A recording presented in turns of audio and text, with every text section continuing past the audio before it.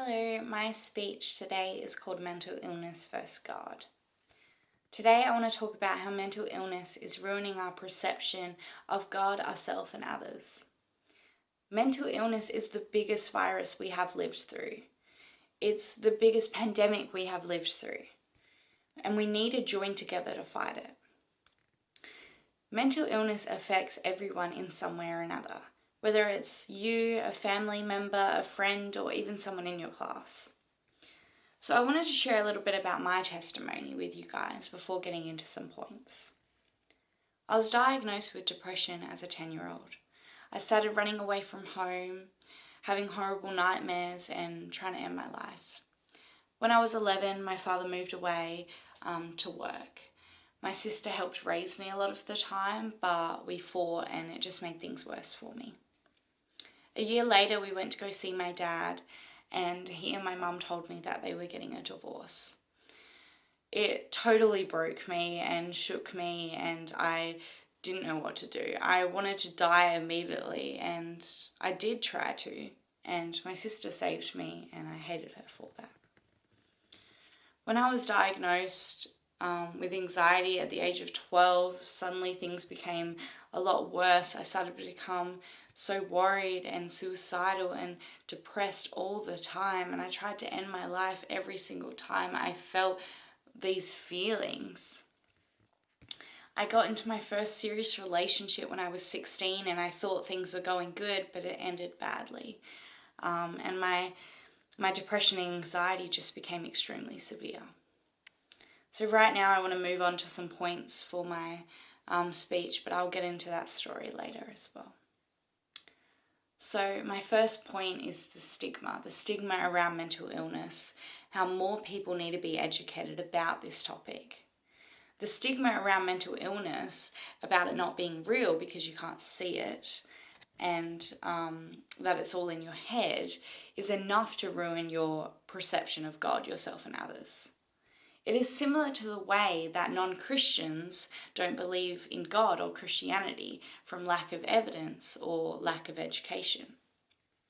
Same goes for mental health, because mental illness can be thought to not have a lot of evidence, and not everyone believes it. Although there is significant amount of research and evidence that prove mental illness is a real thing, that prove Christianity is a real thing.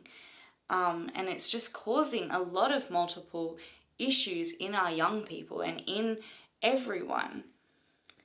So mental illness actually affects 45% of Australian adults at some point.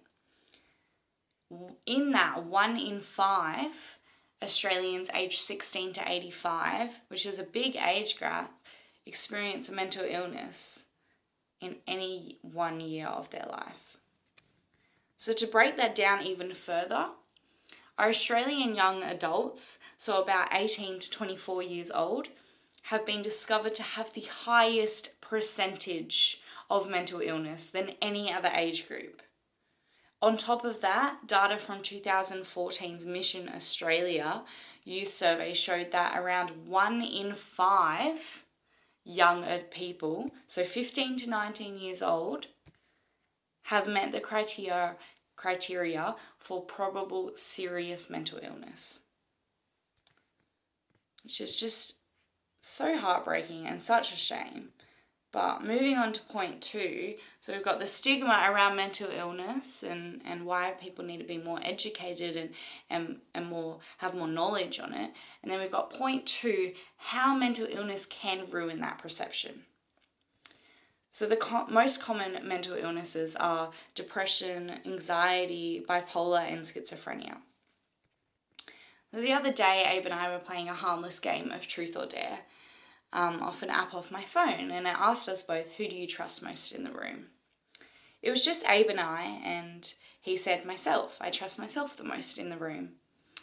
I then responded, you. I trust you the most in the room.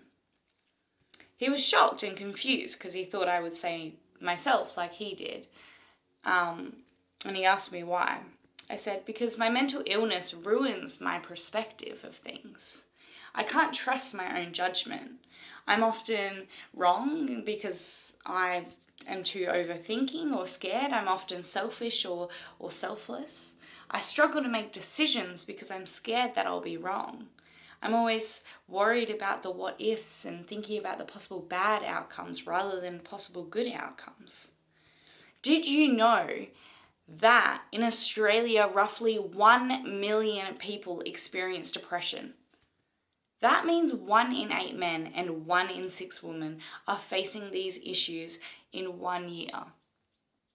About 1.5 million people have anxiety and depression. And that doesn't even include all the people with different mental illnesses, with 2 other completely different ones. Mental illness can ruin our perception of God and many other things because it affects what we do, think, and feel. It can make a simple task seem huge, like brushing your teeth. Oh my gosh, when I am having a bad depressing day and I need to brush my teeth, that is the second last thing I want to do. The last thing being getting out of bed. So, like mental illness, it feeds your brain with lies, and it feeds your brain with a negative perspective of life. It can train our brain to react a certain way and to feel a certain emotion around certain things. For example, the Google definition of schizophrenia is a disorder that affects a person's ability to think, feel, and behave clearly. People with schizophrenia are prone to hallucinations, hearing voices, false beliefs, or religious delusion. So the symptoms of schizophrenia can interfere with a person's ability and perception of their own thoughts and actions as well as other people's. God and the idea of Christianity can seem completely different to someone with schizophrenia. Now, so moving on to point 3, so we've got the stigma around mental illness. We've got the how it ruins the perception. And now we're moving on to what does the Bible say and how can it help? Mental illness is not a new discovery. It's been around for a long time. In the Bible, it talks about depression, anxiety, loneliness, anger, weeping, no self-control, and even suicide. Elijah, Moses, David, Job, Judas, Samson, and Saul are some popular figures in the Bible that were actually suicidal. They were just normal people like you and I, who faced battles with their mind, the world, and other people. But each of these people had a journey and have a journey and a story to tell. They have a purpose in the story of the Bible and in life. They all did something great or important. The same day that Elijah had performed multiple miracles and had several things to celebrate, he wanted to die. 1 Kings 19:4, he sat down under a solitary broom tree and prayed he might die. I have had enough, Lord, he said.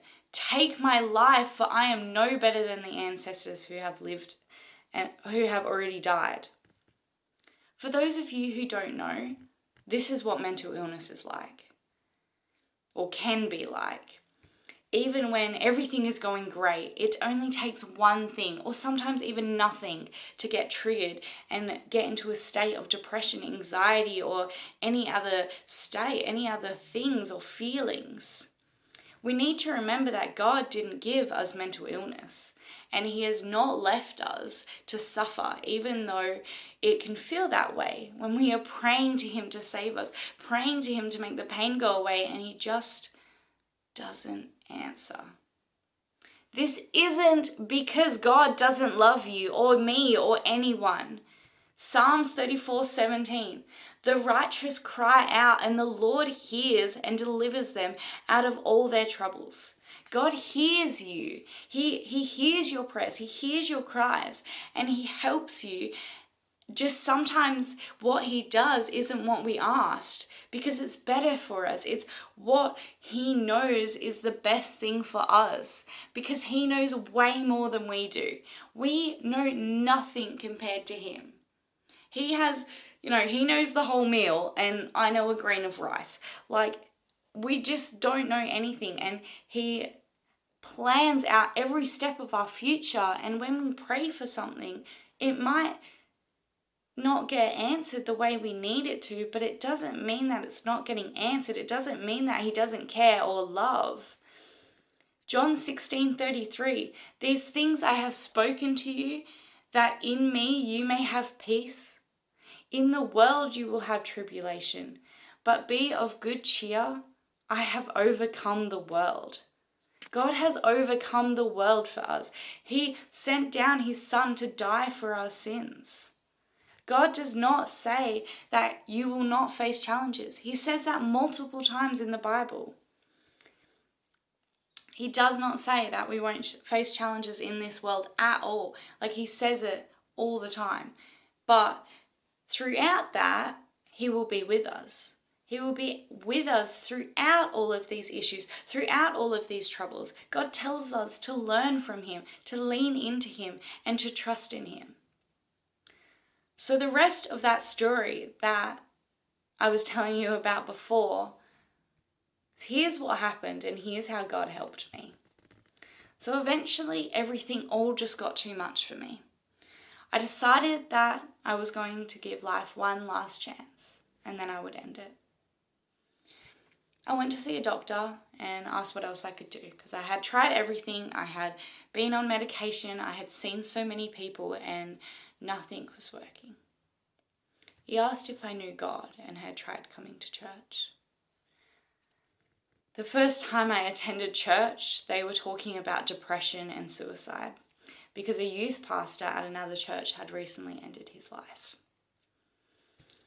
I started to believe that God was real, because what are the chances that they preach about depression and anxiety and suicidal thoughts when I went to church for all of that?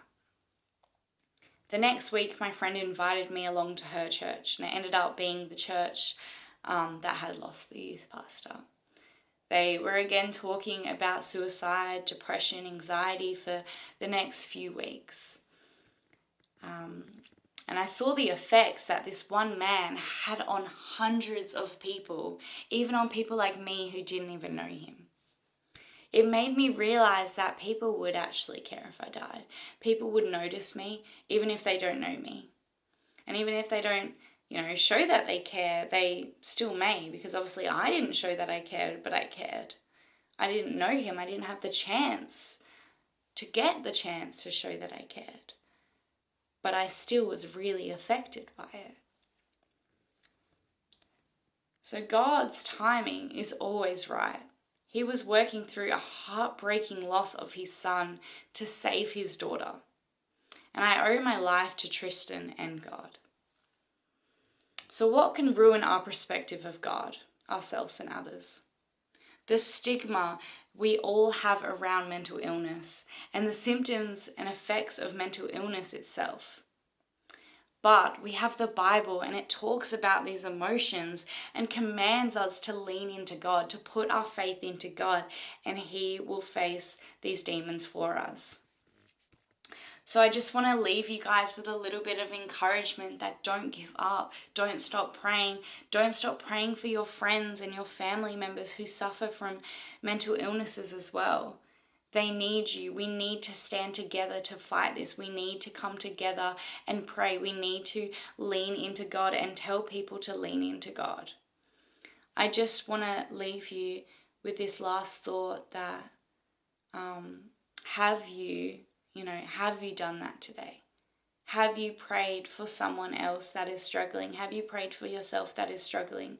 Are you leaning into God when things aren't good? Because I know that sometimes for me, I just forget. I get so stressed and overwhelmed and upset that I just forget to pray, and I forget to read my Bible because I'm so caught up in my brain. And that's another reason how it can ruin our relationship and perception of God, because it feels like a chore when you have mental illness. Mental illness makes everything feel like a chore, to me at least. And it's obviously it's something that I want to do, but it's just a struggle. Everything is a struggle sometimes. I just want to leave you with that today, that you make sure you pray for someone. Make sure you pray for that family member, for that friend, for that person that was in your class like 3 years ago, 5 years ago, or for that person in your class right now. Thank you so much, everyone. I hope you enjoyed my speech.